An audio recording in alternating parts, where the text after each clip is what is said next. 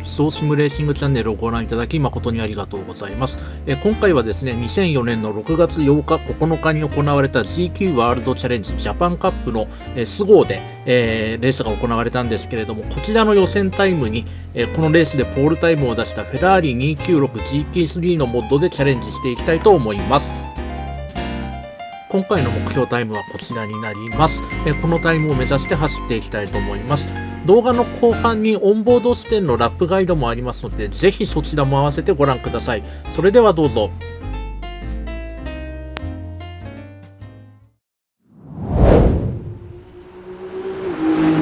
それでは最終コーナーを立ち上がったところからアタック開始となります。車のセットアップはですね、サスペンションのバンプを極限まで下げて、リバウンドを極限まで上げて、キャンバーをつけてる感じなので、結構テールスライドしやすい感じですね。こんな感じでちょっとブレーキングが強すぎると、簡単にテールが流れてしまうようなセッティングです。フロントの塔が若干アウト気味で、リアの塔が若干イン気味という形で、ここも旋回性能を狙っているようなセットアップとなっております。最初のラップはですね、各コーナーどこまで踏み込んでいけばいいのか、どこまで踏み込んだらテールが流れるのかを確認しながらタイヤを温めていく感じとなっています。このハイポイントコーナーも思いっきりもう煙が出るぐらいケツが滑ってますね。もうこうなってしまうとタイムは出ないんですけれども、まずはこのラップでしっかりと各コーナーの限界を探っていきながら、徐々にコース後半に入っていくに従って修正をしていくという形になります。ここが馬乗せコーナーになりますが、ちょっと横からで分かりづらいですけれども、フロントタイヤをよく見ると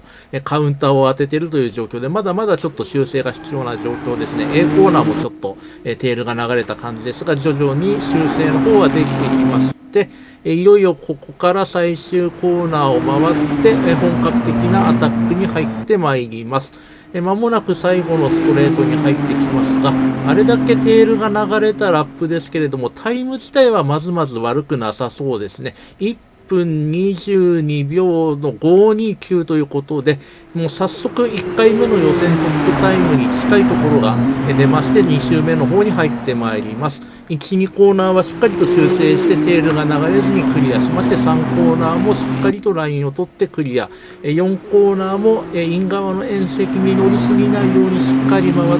て、筋はもう内側すごいソーセージがあるような縁石のでかいコーナーなので、ここも無難にクリア。ハイポイントコーナーもテールを流さずにクリアして、このコーナーですね、よく見てください。ここの今のターンの入り方が理想的なターンインになるんですけれども、ここら辺またオンボードでこの後ラップガイドで解説していきたいなと思います。で、この後の馬乗せコーナーですね。ここも先ほど修正を入れましたが、今回は修正なしでしっかりとイン側を通って立ち上がって、A コーナーもテールは流れずに1個目、2個目もしっかりとクリア。タイヤが鳴ってますけれども、しっかりとタイヤを使えてる証拠ですね。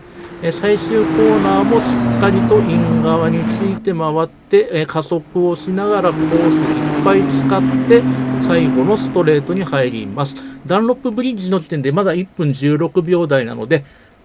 これはしっかりとタイムが出るでしょう。1分と20秒836ということで、2回目の予選ポールタイムには惜しくも届きませんでしたが、かなり近いタイムが出ました。ではこの後オンボードで1周ラップガイド細かく解説をしていきたいと思いますので、続けてご覧ください。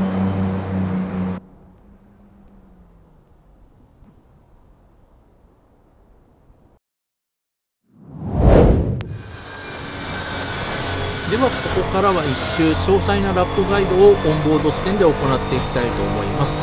まず最初のストレートですね、このダンロップブリッジの下を通過するぐらいで、だいたい時速220キロぐらいを目標として加速していきましょう。で、この後コントロールライン通過の段階で6速に上げて、もうすぐですね、ここからブレーキをかけながらターンインをしていきます。結構距離があるように見えますけれども、ものすごく下っているので、早めにブレーキをかけて姿勢を作りながらトレイルブレーキでしっかりインのエイペックスを引いて2コーナーもしっかりとクリップを捉えてという形で抜けていきます。だいたいこの視点で言うとメーターの両端が縁石いっぱいぐらいになりますので、それを意識してみてください。こんな感じですね。これでイン側いっぱいという感じになります。で、この後アウト側もこれでいっぱいというような感じで見ていくようにしていただくと分かりやすいかなと思います。で、4コーナーもトレイルブレーキ気味にしっかりとイン側の縁石を使ってアウトまで出ると。で、ここは縁石が大きいのであんまり踏み込みすぎずに抜けて、ハイポイントコーナーも、手前の S 字の縁石が切れたところからもうブレーキングを始める感じですね。ここエーペックスが見えづらいので要注意です。ここもしっかりインをついて、そこまで行き、この後、はい、こういう感じでぐっと、フロントが入っていくようなコーナリングになるのが理想ですね。で、この後バックストレートを抜けた先、馬乗せコーナー、終低速で大きく回り込むコーナーなので、しっかりと姿勢を作って回り込んでいくようにしましょう。もうこの辺り、だいたい100メートル看板ぐらいからブレーキをかけ始めて、2速までしっかり落としながらブレーキを抜いて、縁石の切れたこの辺りからですね、もう加速を始めていきましょう。若干登ってるのでテールが流れないよう要注意です。で、A コーナーは1つ目、この後2つ目とリズムよく抜けていくようにしてください。で、ここから最終コーナーですね、ブレーキは踏まずに、しっかりと回転運動の姿勢を作りながら、だいたいこの二輪の試験員の真ん中あたりがエーペックスになるように、最初はあまりインをつきすぎずに大きく回っていくのがコツになります。で、これで最終直線出てきまして、この後コントロールラインを通過で、先ほどのラップとなります。1分20秒836ということで、ほぼほぼプロのポールタイムに近いラップタイムを出すことができました。はい、いかがだったでしょうか。スゴー本当にいいコースなので、ぜひ皆さんも走り込んでみてください。今回もご視聴いただき誠にありがとうございました。